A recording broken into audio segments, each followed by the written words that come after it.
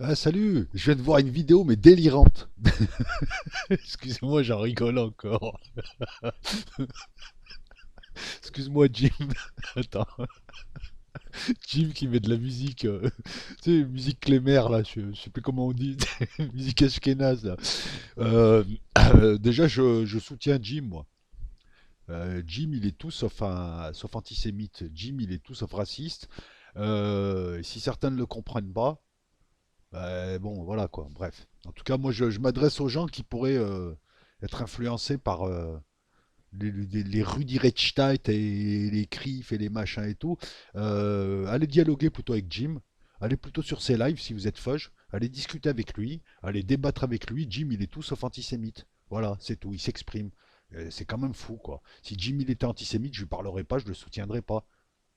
Jim, il a un discours politique axé contre la politique du Likoud et de Netanyahou. Ça va, on peut encore critiquer. J'ai envie de vous dire, Rudi Rechstadt et tout ça, là, ces censeurs, c'est vous qui provoquez l'antisémitisme. Vous êtes qui, vous? C'est vous qui provoquez le clivage, là, qui faites peur aux feuges en leur disant, hey, les autres, ils sont tous comme ça, vous provoquez le clivage. Vous jouez à quoi, là? La chasse aux sorcières en France. Vous chassez toujours les mêmes types de gens. Je comprends pas. Alors, je vais vous prendre des exemples très simples. Dès qu'on critique Agnès Buzyn, c'est vous qui... Hey, les juifs, alors t'es antisémite. Mais on s'en tape. On critique Agnès Buzyn ou son mari qui s'appelle Lévi ou Raoul ou Mohamed, on les critique parce qu'ils ont mal agi, comme on critique tout le monde. Vous reprenez tout, vous regardez le pourcentage de critiques que nous faisons, vous allez voir que c'est équitable, quelle que soit la communauté. C'est vous qui avez une vision raciste c'est vous les racistes en fait, qui avez une vision raciste de la vie. Qui dit, mais tu crois quoi? Je veux dire, tu crois que quand on parle de quelqu'un, on va aller vérifier sa généalogie? C'est vous qui faites peur aux feuges français. Vous les définissez comme feuges, alors que nous on les définit comme êtres humains et comme français, accessoirement quand il le faut. Heureusement que, bon, heureusement que Jim finalement a pu discuter avec des jeunes gens qui eux aussi ont été influencés. Je peux les comprendre parce que c'est vrai qu'il existe un antisémitisme, donc je peux comprendre que tu es des feuges qui veulent aller casser la gueule à d'autres gens, mais ça joue contre vous.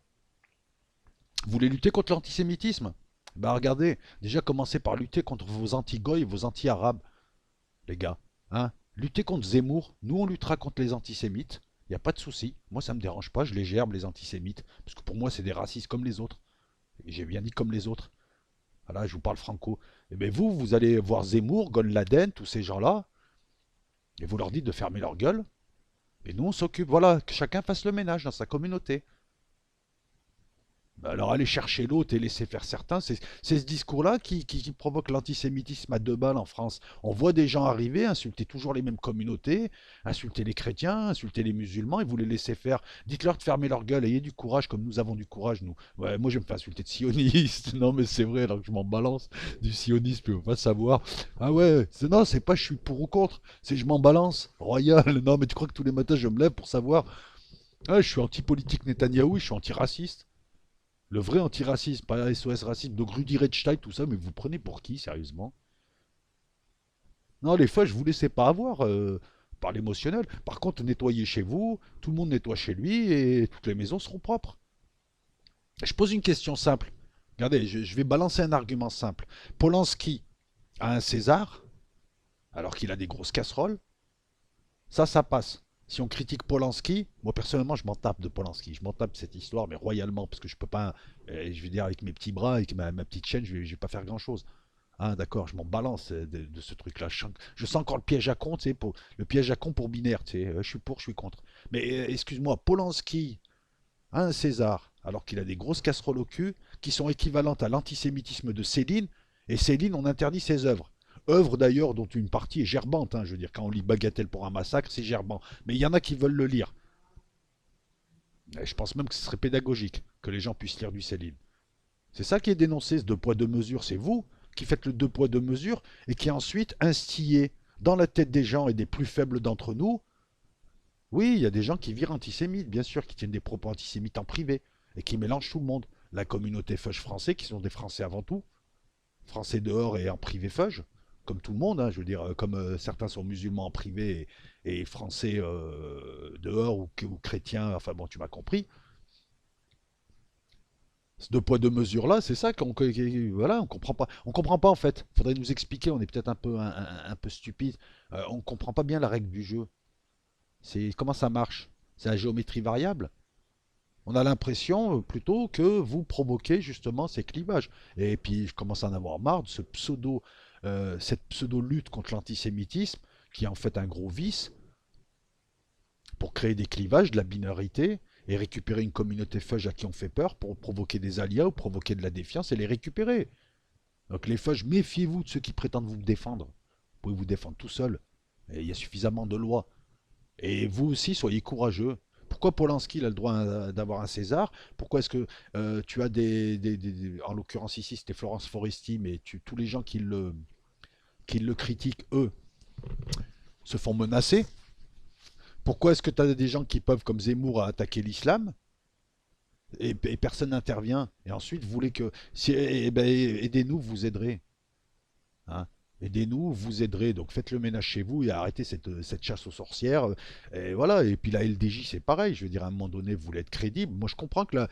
Je vais dire peut-être un truc qui choque, mais je comprends que des jeunes se rassemblent, fassent de la muscu et du judo et veulent défendre leur communauté. Non, honnêtement, je veux dire, il y a une LDJ à Marseille, moi je m'en fous, je comprends. Parce que de toute façon, ils viennent pas m'attaquer, ils attaquent personne. Enfin bon, bref. Et quand ils font des fights, ils font des rendez-vous avec d'autres types et ils se retrouvent dans un champ et ils se mettent sur la gueule. Moi, personnellement, je m'en tape royalement. D'ailleurs, le hooligans dans le football devrait faire pareil. Hein.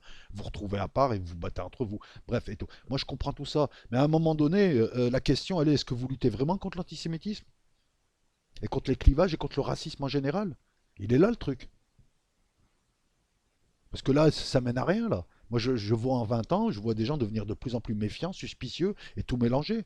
En second lieu, il y a aussi, je crois qu'on nous a doté d'une bouche et d'un cerveau.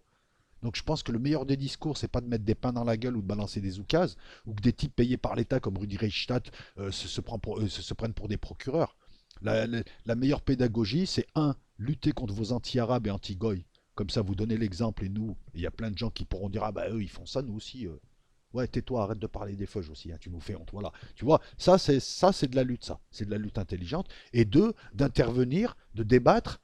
Et notamment, voilà, s'il y a des gens qui veulent. Non, mais j'ai l'impression que vous êtes matrixés, les gars. Un type, Rudi Reichstadt ou le CRIF, qui est une association de mafiosos, attends, ils représentent personne.